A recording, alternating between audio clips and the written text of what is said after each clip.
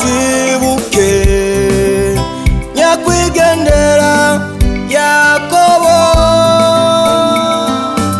umukozi w'Imana atashe tutamwanka reka twibuke nyakwigendera Yakobo umukozi w'Imana tubuze tutana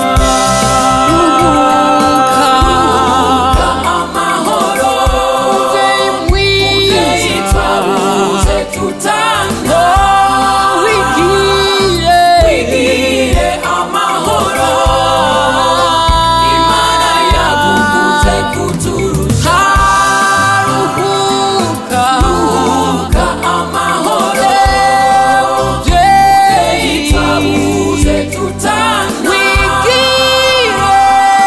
wigire amahoro Imana yagukuze kuturusha Sama twibuka ibikorwa vyiza mwakora Sama twibuka impanuro nyinshi mwaduhaye waratwigisha gusenga bigatuma tubaho neza niwigire amahoro Imana igukunze kuturusha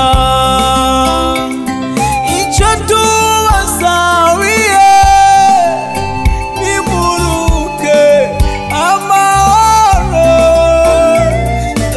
Imana yo mw'ijuru ibakire ubwami bwayo natwe abasigaye icyo dusaba umuremyi Imana izidufashe tuzobone mire mw'ijuru ruhuka umuvyeyi twabuze tutana wigire amahoro Imana yagukuze kuturusha ruhuka amahoro umuvyeyi twabuze tutana ari ntungane mu ngano wigire amahoro Imana yagukuze kuturusha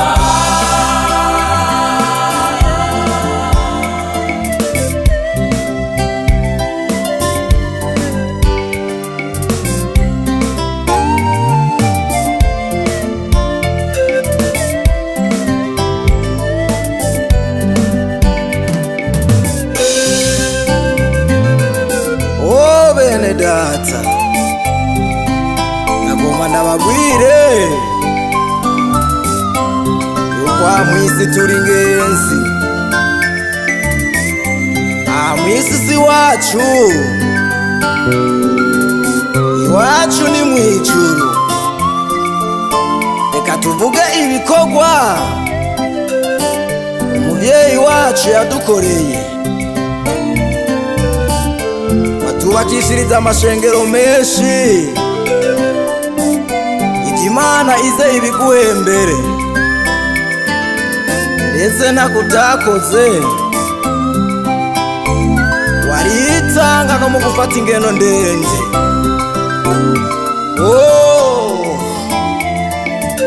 n'umubabaro n'agahinda uri twebwe dusigaye hano mw'isi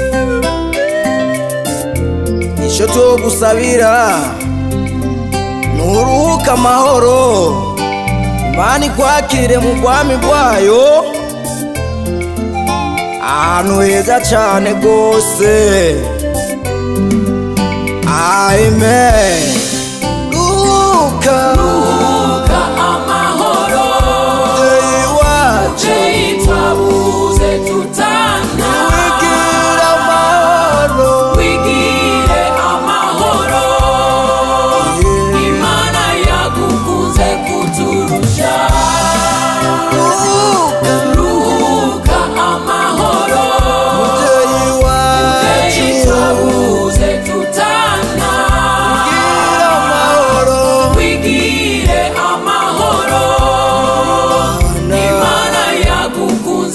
kuturusha.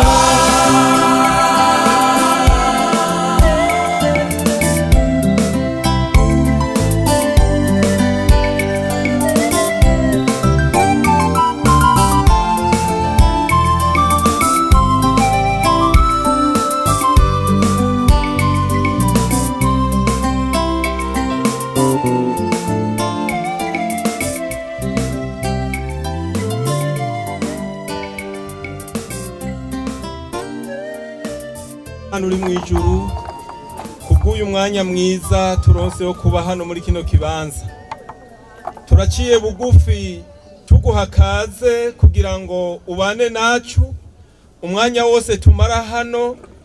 Turakwinginze ngo ube mu ruhande rwacu, programe yose igiye kubandanya aba ari we uyiga uyiganze kandi uyiyobore, hanyuma ushishikare kubana n'uwo ari we wese ari hano muri byose na hose mu izina rya Yesu Kristo, amen. Twagomba duhe kaze mukozi w'Imana atubwire ijambo ry'Imana uyu mwanya, ariko kandi tumanze gusaba gusenga. Turagushimiye ni n'amahoro uri mu ijuru, programa zose turashima kuko ziri mu kiganza cyawe. Turaguhaye kaze aya masaha n'iyi minota kugira ngo uyeshe icyubahiro mu mpande zose. Umukozi w'Imana agomba kuvuga ijambo ryawe, turaguhaye kaze ngo umukoreshe mu izina rya Yesu Kristo Umunyanazareti. Ubwiwe ntiyoshobora, ariko kubwawe byose bigenda neza. Turasabye rero Mana ngo umuhumanure, umusiga amavuta, akoreshwe nawe. Ubwiwe ntiyoshobora, ariko kubwawe byose tubishize mu maboko yawe. Urakoze kuri Imana, natwe turizera ko bigenda gutyo mu izina rya Yesu Kristo Umunyanazareti. Naho biruko turashima Imana kuko niko bimeze muri ino si turiho twebwe abakiriho, kandi tuzi yuko natwe hirya y'ejo cyangwa ejo tuzoba tutakiriho. Ariko igikuru ni uko umuntu akwiye kwitegura akiriho, akivuga, agihumeka, kuko inyuma yo kuvuga habaye kutavuga, nta kundi kongera kwitegura kubaho. Kandi ni byiza gukorera Imana ugifise inkomezi, igikunda kuduga kumanuka, kuko inyuma y'ibyo utagishoboye kuduga ngo umanuke, nta kundi gukorera Imana kubaho. Cyo gituma Bibiliya iratubwira ngo urupfu rw'abana b'Imana rwo bagororotse nungwe igiciro mu nyonga z'Imana. Imana ihabwe icyubahiro. Amen. Haleluya. Amen. Uyu mukozi w'Imana muri kano kanya sibo tubwira amajambo y'Imana, ni twebwe abariho. Wewe yarasozereye ibikorwa byiwe, kandi nta byinshi novuga kuri we. Mugabo yari umukozi w'Imana w'intungane, umukozi w'Imana yavuga bike kandi byiza by'ukuri. Jewe yaransezeye kuko yandirimbiye indirimbo yavuga ngo, indirimbo ivuga ngo tabara tabara ishengero ryawe burisukemo umubyuro, ari ku munsi wa mbere ku mugoroba. Atarambwira ataha rero mwongere w'Ibujumbura bimenye yuko atari amajambo naze kumusezera. Urumva twaritwengeye, ntitwari tuzi yuko ariko ararengana. Umva byabonetse yuko ategerezwa kumusezera n'umukozi w'Imana twakoranye mu rukundo rw'Imana. Nta bindi tuvuga, yaransezeye, araririmba indirimbo, hanyuma aransezera ntazi yuko busa yambuka Yorodani. Imana idufashe mu izina rya Yesu Mwami wacu. Amen. reka rero turabe hariya muri Yesaya ibice 57 kavuga ngo umugororotsi ariko araherengetera kandi nta wibabaye. Umugororotsi ariko araherengetera kandi nta ubishira ku mutima. Abubaha Imana bariko barakugwaho kandi nta ubibabaye. Umugororotsi akuwe mu byago ashitse mu mahoro. Umuntu wese muri bo yagendera mu nzira igororotse ashitse mu buruhukiro bwiwe. Amen. Haleluya. Amen. Nagomba babwire ikintu gihambaye muri yose turimo. Nugupfa ugapfira mu byaha. Ubona umubabaro ukomeye cyane, gupfa ugapfira mu byaha. Ariko ugapfa uri umugororotsi n'amahirwe akomeye cyane.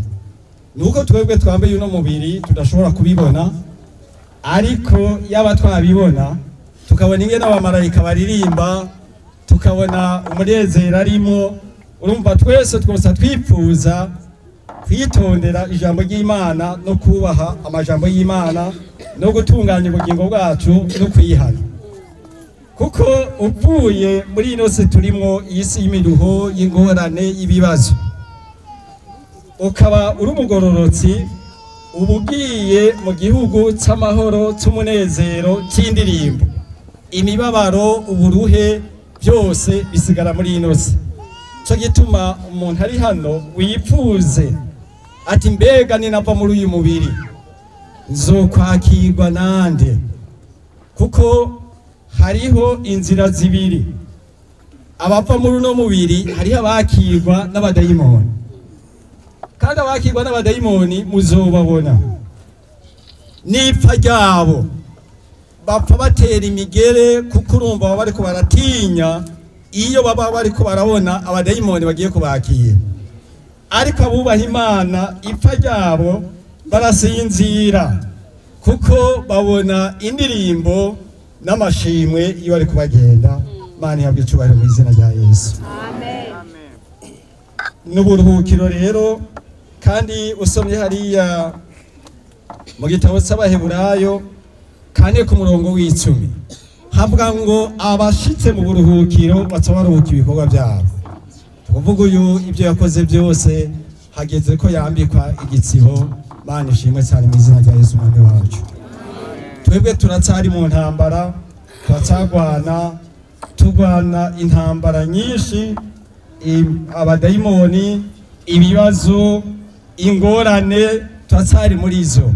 Ariko wewe yamaze gushika uburuhukiro bwiwe, kandi ibikorwa byose yakoze ngo bijana nawe bimukurikiye. Imana ishimwe cyane mu izina rya Yesu umwami wacu.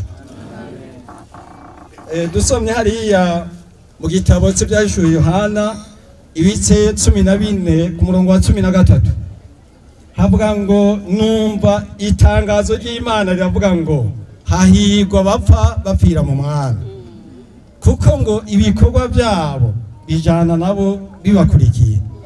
Urumva rero yo ko hahirwa bapfa bapfira mu Mwana, ukibona ko hagowe abantu bapfa bagapfira mu byaha. Aho yaba umukozi w'Imana, yaba umukristo, yaba utaramenya Imana, tukwiye kugwanira iherezo ryiza. Amen. Urumva iherezo ryiza, nitwava muri ino si tuze turonke ibyasezeranywe. Hahirwa rero umuntu, hahirwa uyu mukozi w'Imana kuko apfiriye mu Mwana. Hahirwa uwo ari we wese azosozera neza, mugabo haragowe umuntu azopfa agapfira mu byaha byiwe. Hariya dusomye mu Byahishuwe Yohana tuse turangiza ibice 20. Reka turimba ku karirimbo yandirimbiye. Tabara tabara tabara ishengero ryawe, isuke mu mubyuro wawe, iminsi irarangiye. Tabara tabara tabara ishengero ryawe,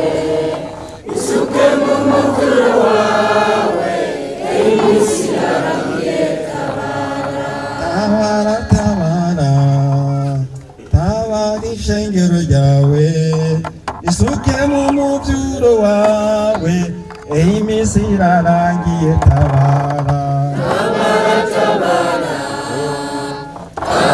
ishengero ryawe isuke mu muvuro wawe iminsi irarangiye tabara. 2:13 ikiyaga kigarukana abapfuye bo muri cyo, urupfu n'ikuzimu bigarukana abapfuye bo muri byo, bacibwa imanza zikwiranye n'ibyo umuntu wese yakoze. Urupfu na kuzimu batererwa muri cya kiyaga cyaka umuriro.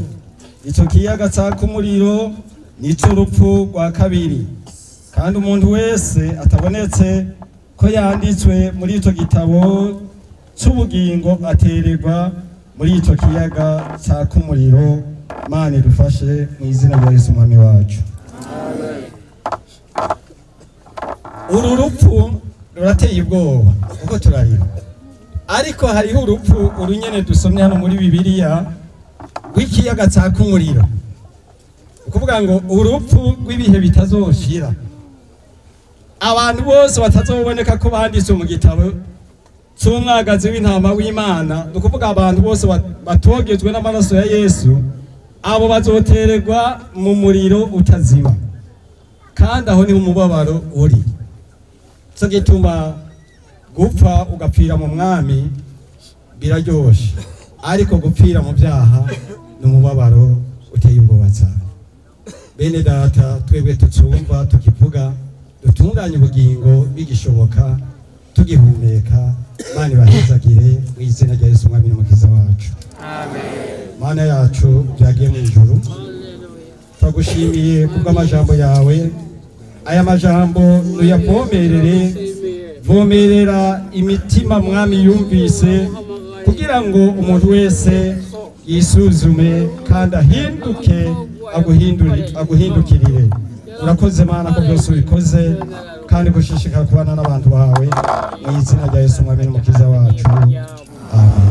Tubandanye duhe kaze igisinga ntahe cy'umuryango wiwe. Turamuhaye kaze. Turabahaye mwiwe. Ishinga ntahe dufise twebwe nk'umuryango aba asize, kigizwe n'ibintu bitatu nyamukuru, kandi dufatira ibyo twagiye turamwumvana akiriho. Duteramye imuhira, we yavuga ati, yavuga ibintu bibiri, yavuga ati jewe ntimuzondondere mu bindi, timuzondondere mu bintu bibiri. Hanyuma nza kongera ku kindi kigira gatatu.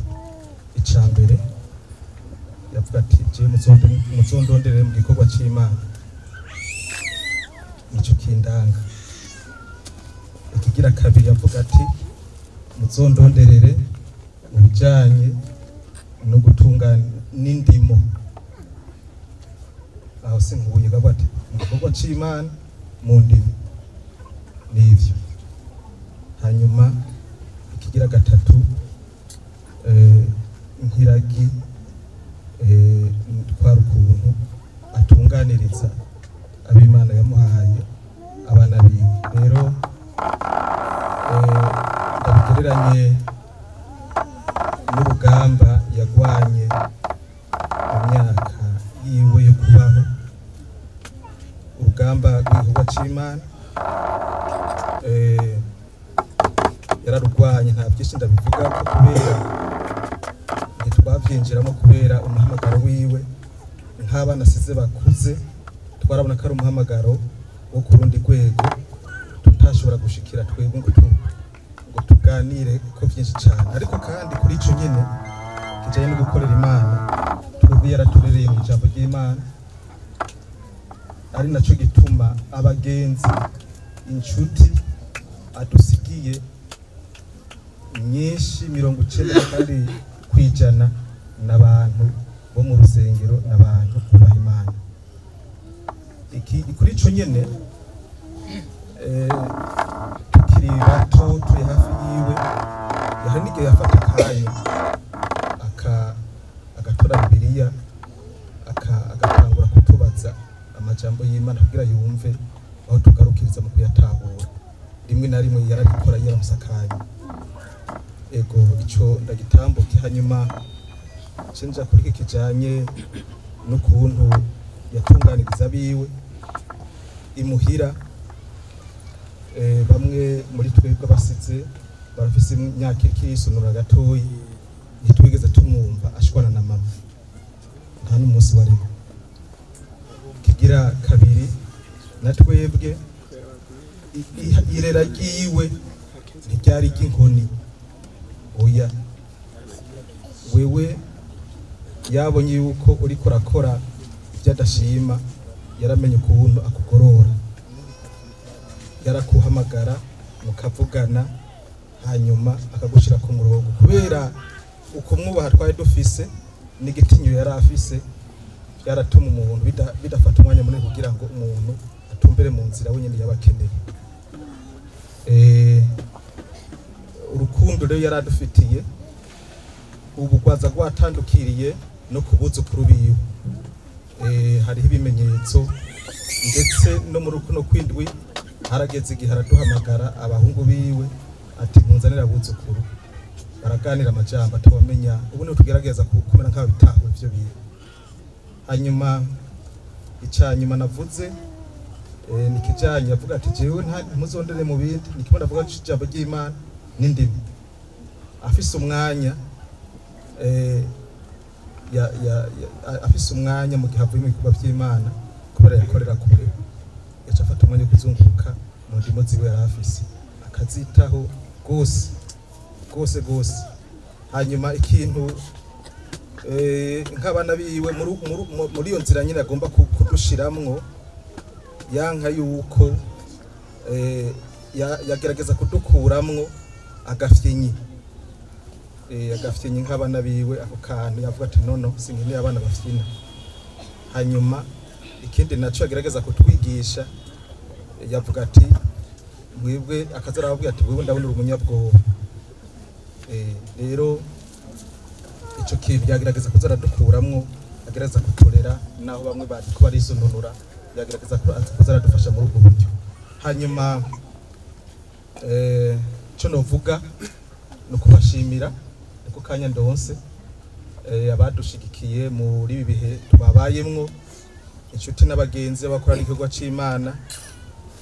Ibyadushikiye nk'umuryango namwe byarabashikiye, kandi turabashimiye cyane ukuntu mwadushigikiye. Hanyuma ikindi norangiza mvuga nuko muri imyaka yiwe ya nyuma yo kubaho yaragwaye, twarabonye ukuntu abo bakora n'igikorwa c'Imana bamubaye hafi, rimwe na rimwe bakanamuherekeza agiye kwivuza, kandi tukabona ko abandi nabo bakava kure bakaza kumuraba. Turabonye yuko yari afise abantu bamwitanyeho. Rero ndangize mvuga nti twebwe abasize turiya tuntu dutatu navuze ni ragi yadusigiye, kandi ni ragi tuzogendera. Biri ku mutima, kubera aha mubone twabaje no kuvugana birebire, kubera umwe wese yaraza ati burya harakunda kuvuga iki niki, ibindi navyo twabyibonera n'amaso. Yesu nabahezagiye. Yesu nabishwahiro. Reka twese tuge turamukanye mu izina ry'Umwami Yesu Kristo, kandi dushima Imana kuko ijambo rirabitubwira neza yuko mu vyago no mu marushwa Imana ibisanzwe bizi, kandi tubishimira Imana. Amen. Haleluya. Amen. Sibitangaje kuvuga amen, ko ijambo ry'Imana ryamaze kubishingira intahe yuko hahiriwe cyane cyane abantu bapfa bapfiriye umwami. Ico cyotuma twese dushima Imana. Yesu nahabwa icubahiro. Amen. Uyu mukozi w'Imana Reverend Pastor Irande Kura Jacques, ku batamuzi twagomba tubamenyeshe mu ncamake ibikorwa bimwe bimwe vyamuranze mu buryo mubiri. uyu mukozi w'Imana yavutse 1945 ku mutumba Gasaro komine Buyengero yari ikiri intara ya Bururi ariko ubu ni intara ya Rumonge. Yubatse ugwiwe 1971. Uyu mukozi w'Imana Ntiyadekura Jacques Imana yari yamuhezagije ibibondo abana 11 ariko iyi saha asize abana 6 kuvuga abahungu 5 n'umwigeme umwe kandi asize abuzukuru 16 hamwe n'abuzukuruza 4. Urumva ko Imana iri yamuhaye umugisha kandi mwumvise neza mu byo yirata n'ubyo yakora mu kazi ka misi yose avuga ati mutambonye mu bikorwa c'Imana muzombona no mu ndimo. Iyo mpamvu yaba mu ndimo kubera ko Imana yamuhezagije uruvyaro. Amen. Uyu mukozi w'Imana uko yabayeho mu bikorwa vy'impwemu cyangwa mu bikorwa vy'Imana tumushingira intahe na n'uyu munsi. Niyo mpamvu duhagaze hano, abakozi b'Imana bakoranye bari hano bamushigikiye kuko vy'ukuri bazi neza ibikorwa vyiza yakoze. Amen. Ni muri ntumbero uyu mukozi w'Imana tugaje gukurikirana yabatirijwe mu ishengero ribanyi rya Pentecote umwaka w'1960 muri misiyoni ya Mugara. Yarakiri muri Pentecote. Yatanguye kandi igikorwa civuga butumwa kare. Muhamagaye ugize kare yatakuvuga ubutumwa ahitwa Isambwe akiri umujenama. Urumva ko Imana yari yamushize mu muhamagaro kuva kera. Yasengewe kuba umuvuga butumwa mu ishengero rya Pentecote aca atumwa gukorera ku Muyebe. 1946 yarimutse ahaba imukira muri komine Nyanzarake aho yashishikariye ibikorwa vy'Imana ku Musatwe. Asanzwe ari umuvuga butumwa kandi muri Pentecote. Yashishikaye gukoreshwa kwa c'Imana gushika mu 1995 ayishengero ry'umwe va kuri mpwemu yera Ezebu ritanguriye. Yaciye aba mu bakozi b'Imana ba mbere basengewe kuba abapastori muri rishengero rivutse rya Ezebu. Acakorera ubwiriza bwa Nyabitaka. Uyu mwaka nyene yatevye yaciye abandaniriza ibikorwa vyiwe mu bwiriza bwa Gifuruzi. Mu mwaka w'1996 yaciye arungikwa muri komine Buyengero kugira ngo atanguze ishengero, arondera ishengero na cyane ko vyari bihe ayishengero ry'umwuva kuri mpwemu yera ryari rivutse. Niwe yamenye umushike muri komine kugira ngo arondere ishengero. 1997 igihugu cari kiri mu ntambara yarashoboye guhunga ahungira mu gihugu cacu kibanyi ca Tanzania. Acashikira muri village bita Bugamba acakorera mu ishengero rya Pentecote ryashoboye kumwakira nk'umukozi w'Imana aho muri Tanzania. Acayungururiza mu ikambi y'impunzi ya Mutenderi mu 1997. Acashishikara muri mw'ishengero rya Ezebu Kiropiti. Acarongora parishe yaho niko bavyita, aho yashishika kugirikana ciza abumurongozi no hanze y'igihugu muri Pentecote muri Ezebu. Yaciye yimukira mu kambi y'impunzi imutabira acakora mu bwiriza butandukanye bwaho kandi yakora ibikorwa kuva 1997 gushika mu mwaka wa 2005. aho tutibagiye neza yuko hagati muri icyo gihe yarasimba akaraba ishengero akarabo abo yavyaje ubutumwa bwiza hama agasubira kuraba ishengero muri Tanzania. Mu mwaka wa 2005 yaciye agaruka mu gihugu aca bandanya igikorwa ciwe nyezina mu karere ka Buyengero na Rumonge na Burambi na Songa. Yarasanzwe umurongozi w'ako karere mu ishengero ry'umwuga kuri mwe muyera Ezebu, aho misiyoni ya Buyengero ariyo dusanzwe duhagazemo uyu munsi yavuka itariki 10 ukwezi k'umunani 2014.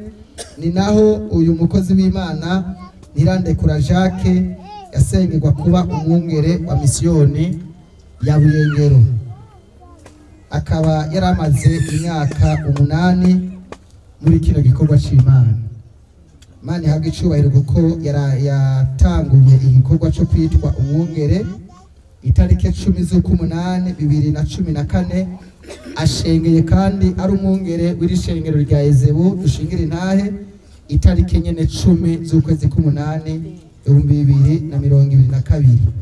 Ntawuzi gituma ayo matariki yarahuye, nuko Imana yashatse kumutera ikireka.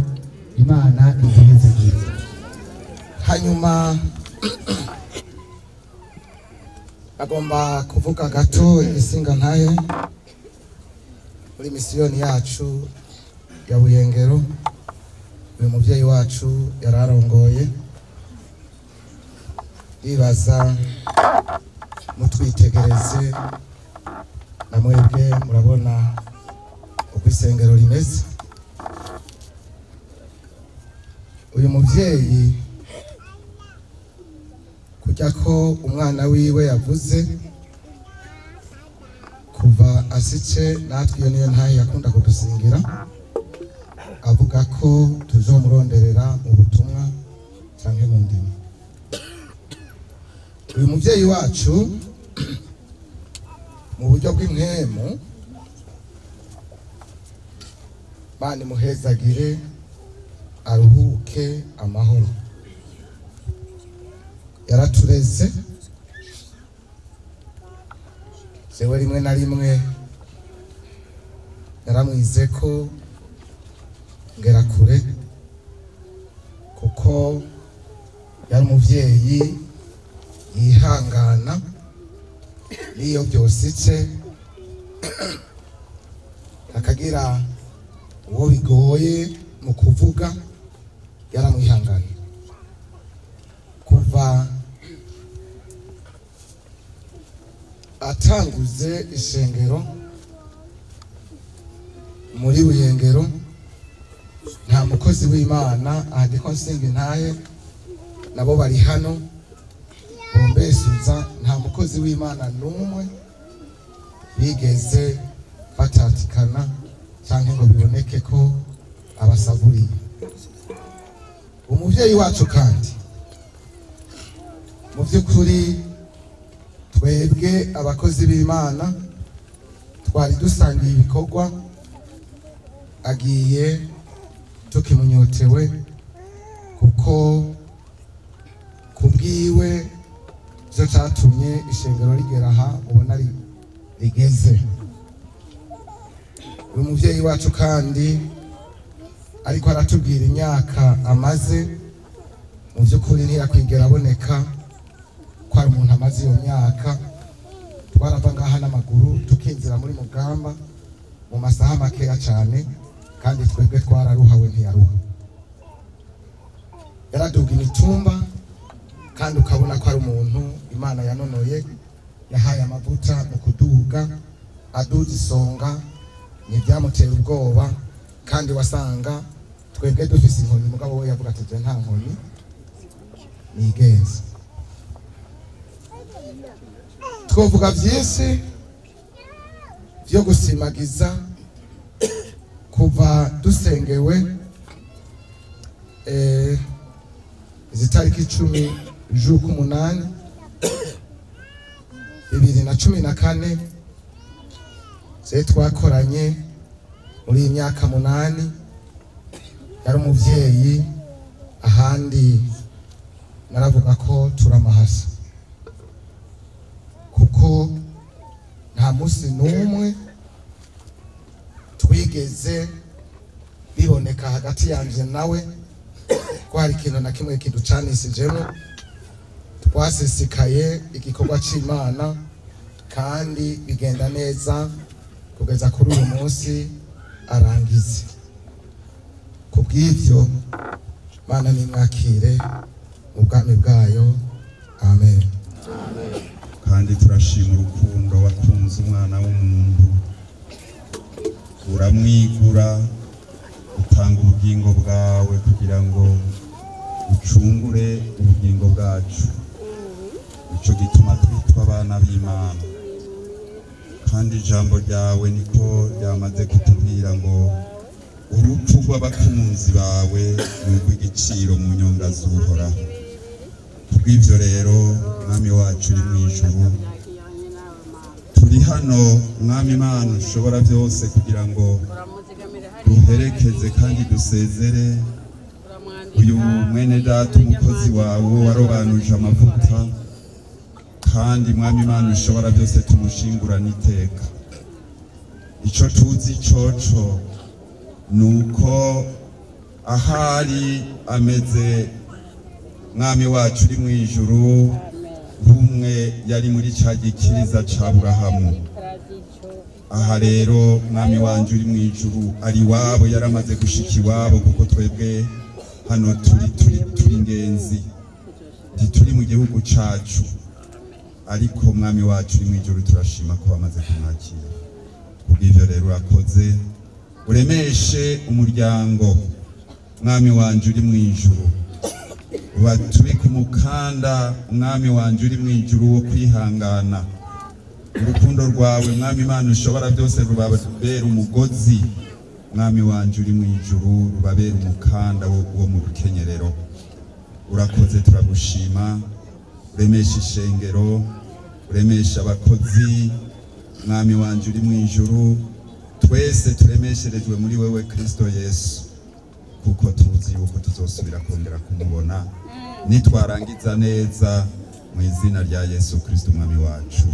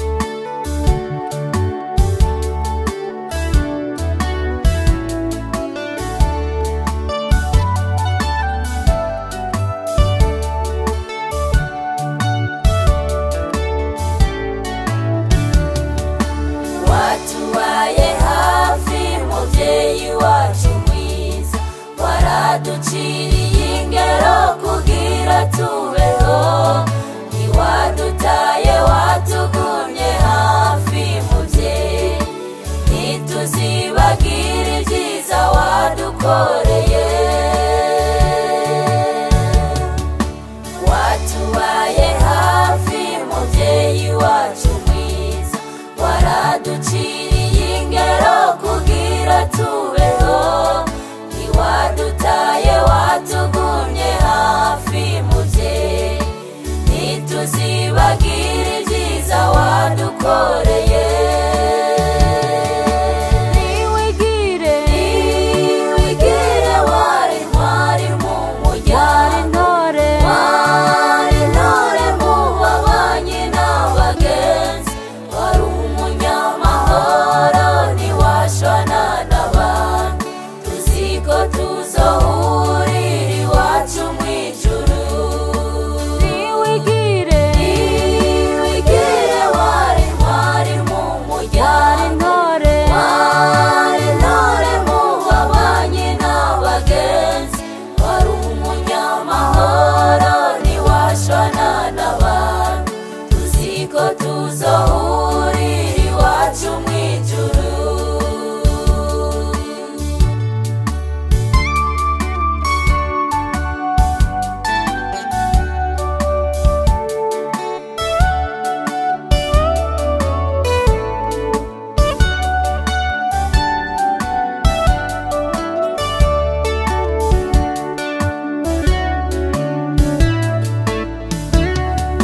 uraburagiye kandi ugiye tukigushaka twari tukigukeneye ko byinshi mu muryango ariko imana nayo ikora uko igomba niyibona ibikwiye n'ibibereye uraburagiye kandi ugiye tukigushaka twari tukigukeneye ko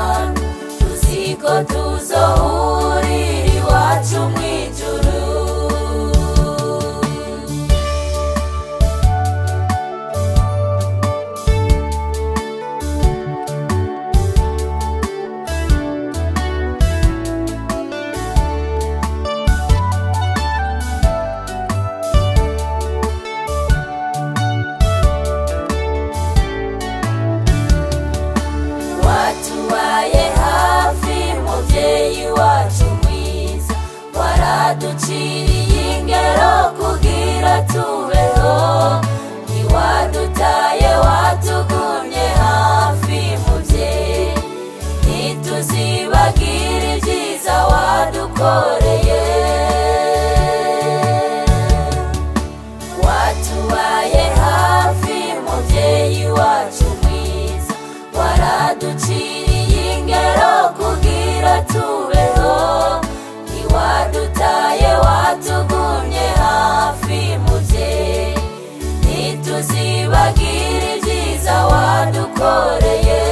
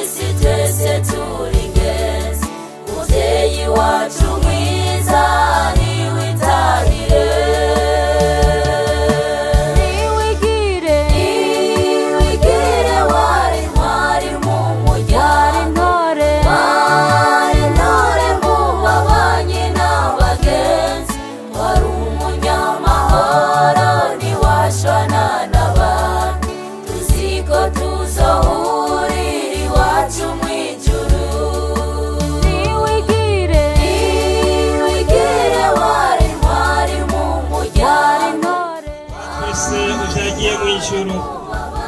Imana watuzigamye muri kino gikorwa cyo guherekeza uyu muntu wawe umukozi wawe mwami washimye kwiyegereza ngo abe hafi yawe. Turagushimiye turagukengurukiye. None nye nijoro ukuboko kwawe gushishikare kubana n'umwe wese hagiye kuba, kandi ineza ize gushikana umwe wese ku rusago rwiwe amahoro. Gusenza ibyo twizeye mu izina ry'umwami wacu Yesu Kristo. Amen.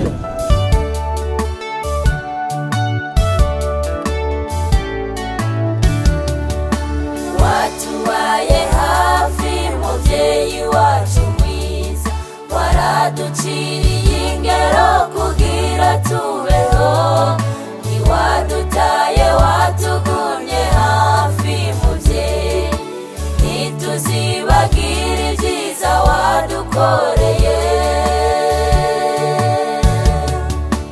Watubaye hafi muvyeyi wacu mwiza, waraduciriye ingero kugira tubeho, ntiwadutaye watugumye hafi muvyeyi, ntituzibagira ibyiza wadukoreye.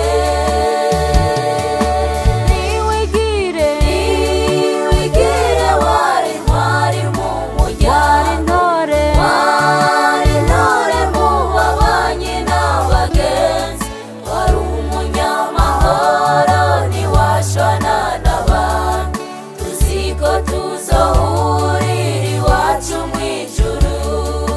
Niwigire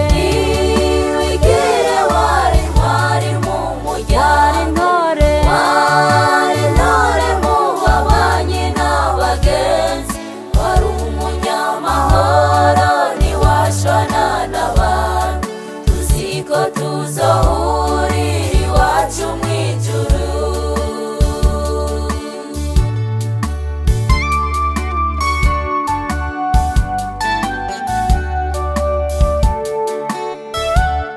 Mwakoze Mana yacu, Mana ugira neza baca. turashimye kandi turakangurutse Mana ibyabaye byose Mana ubizi, Mana yo mu ijuru, turasabye uremeshe umuryango usigaye, kandi uremeshe ishengero, uremeshe n'abakozi b'Imana. Mana yacu, Mana ushobora byose, turazi ko ihuriro ryacu twese ari mu ijuru. Turakoze twiteguye ibinyobwa tugira twihereze. Mana ufashe imibiri, ufashe imitima. Amen.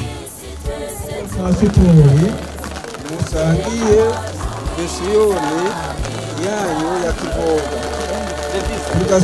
turasinye turakengurutse ibyo muhaye mudukorera kuri uwo muryango wacu. None sengero ryose riri ngaha, mu by'ukuri turasinye ingene baravuze yuko aha ku rusengero ariho kugira dukarabire ku bw'urusengero. Turabamenyesheje natwe umuryango w'uyu mutama Yakobo ntirandekura usize, nk'uko mwaduteye iteka uyu munsi mukadukorera iki gikorwa gihimbaye cyerekana yuko abizeye bose bazobonanira mu ijuru. Yesu nashimwe, Yesu nashimwe cyane. Tugomba gushima Imana cyane cyane ko gusa bitanze bitwa n'ishengero. Umuntu wese ari hano atazi gukora kibanza Imana ihezagire. Ikindi nacyo kuba no gushengera n'amajambo tuvuze tuvuga ishinga umuryango uburyo mwifashe, kandi bashimira n'umuntu wese abakozi b'Imana mwavuga no hino gushyigikira cyane cyane kuri misiyoni bavuga ko yabuze umubyeyi wabo. Si misiyoni ya Buyongereza yabuze gusa, ariko tubaza ko ari ishengero ryose muri rusange harabuze ryabutse. Si n'ishengero gusa ryabuze, ahubwo n'igihugu cyabuze. Niyo mpamvu twagomba tubarereshe turebeshanye twese, nk'uko amaze gushimira mu ishengero tureme, abakozi b'Imana bareme, umuntu wese ahari agira ibyizigiro, tumenya neza yuko ibishika ariko bisanzwe n'Imana bahezagira. Ibisigaye twagira twongere kuko amaze kubwira mu muryango yuko ku ruhande rw'ishengero twashimye kandi turizera neza ko umuryango tuzoshishikara kububaha no kubashigikira nk'uko Samweli yari umukozi w'Imana muri twebwe natwe tuhamye musigaye tutabura akavuga twabahiriza ibisigaye nabyo tukavuga tuti umuntu wese icyo yakoze twabonye hari abuzukuru abana abasigaye turizera neza ibintu bita umutima w'urukundo nk'uko ishengero ryacu ari ukumwe tuzorushishikara kuwukomeza kugira ngo dushobore gushyigikirana umuryango w'amashengero Imana iduhuza mu byose. Turagushimiye ngene wabanye natwe, turagushimiye ngene waturemesheje muri runo rubanza. Urasisikara Mana yo muri ijuru kuremesha ishengero ryawe ibuyengero mbere ejebu yose mu Burundi, kandi usisikare no kuremesha umuryango usigaye. Kandi turasabye Mana yo mu ijuru n'urugendo abakozi bawe bazakugenda ubagirire neza. Wowe wese aza kuva hano turugaza ibikorwa by'umwijima, nama z'abadayimoni zugarwa ikuzimu, abasabyi bawe bose Mana yo mu ijuru baze gusika amahoro. Urakoze ni mu izina ryawe Yesu Kristo umwami wacu, amen.